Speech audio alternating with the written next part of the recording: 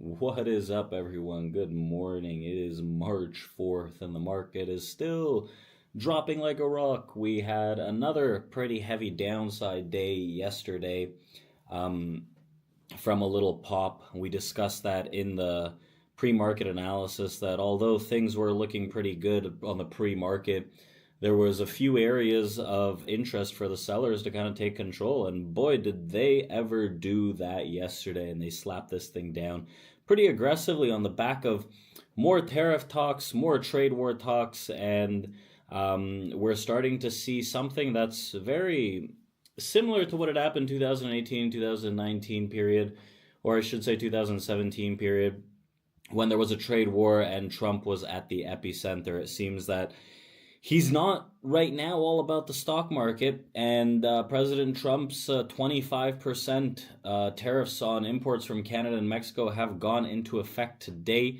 while duties on Chinese goods have been doubled to 20%. Trade war concerns have already hit business and consumer confidence, and a key GDP forecast signals that the economy is shrinking at a faster pace than previously thought.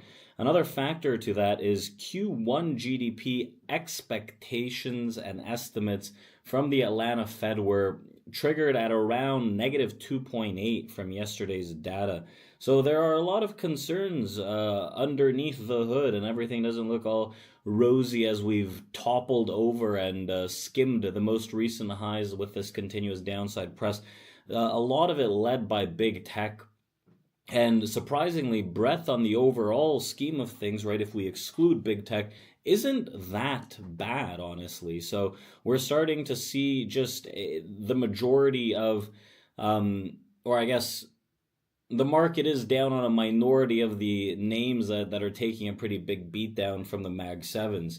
So in terms of a response, China said that it would impose additional 10 to 15% tariffs on certain U.S. imports next week and expanded export controls on the U.S. companies. Canada is responding with immediate 25% tariffs on U.S. imports worth more than $20 billion and will expand the duties to imports worth over $86 billion if Trump's tariffs remain for 21 days. Mexico is also expected to retaliate with an announcement likely later today, and reciprocal tariffs. Trump also declared that his proposed reciprocal tariffs will go into effect next month, and these tariffs will be decided on a country-specific basis depending on duties imposed by other countries. A tariff for tariffs, same exact amount, Trump said previously, and tariffs on external agricultural products will also begin in April. Although it's unclear what the rate would be, Trump has also set sights on lumber imports, while stocks most sensitive to tariff shocks are being sold off.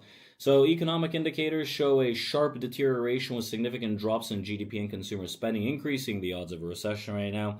Again, right, this R word is being thrown around a lot.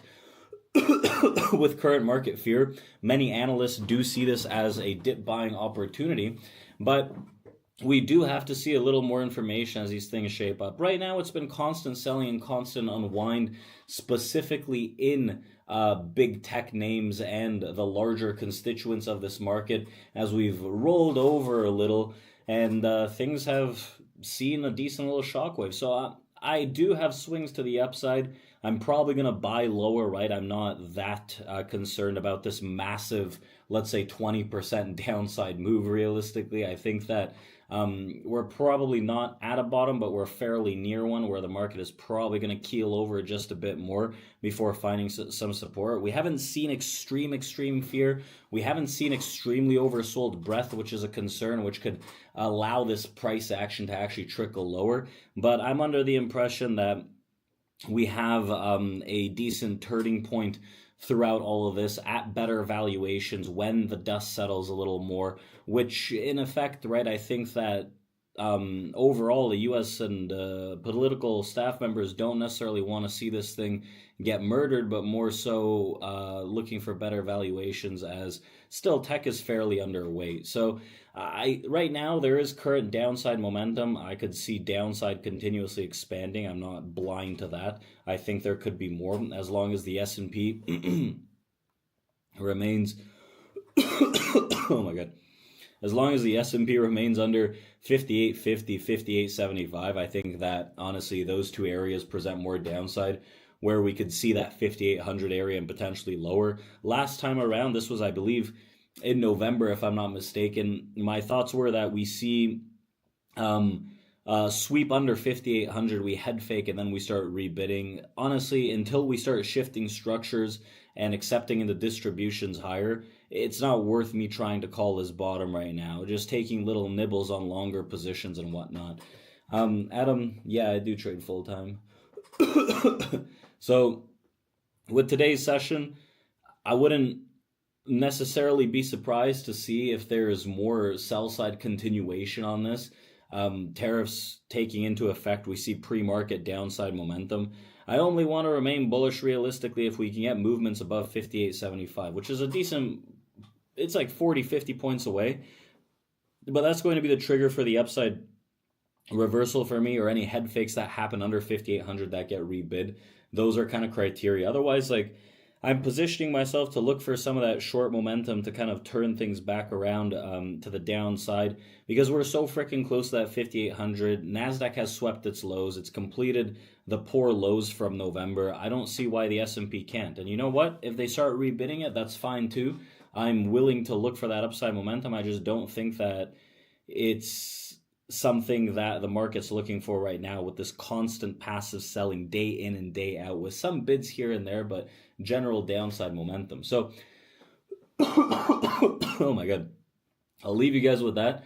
I hope you guys have a fantastic trading day. It's Tuesday. Stay nimble. We have a lot of contracts traded here pre-market, 400,000. So I'm going to take it step by step, trade smaller size to begin with, and then we'll see how this thing shapes up on the day. So I'll leave you guys with that. Let's open up our live trading room. I'll see you guys there, and check out community.tradeproacademy.com for our open